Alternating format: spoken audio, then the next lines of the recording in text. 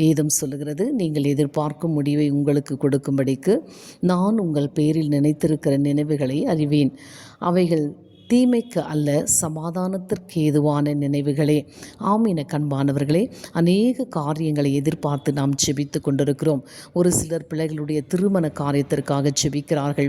ஒரு சிலரை பார்க்கும் பொழுது வீடுகள் வாங்குவதற்கோ கட்டுவதற்கோ ஜெபிக்கிறார்கள். ஒரு சிலரை பார்க்கும் பொழுது படித்துவிட்டு நல்ல வேலைக்காக ஆண்டவருடைய சமூகத்தில் எதிர்பார்த்து ஜெபித்து கொண்டிருக்கிறார்கள்.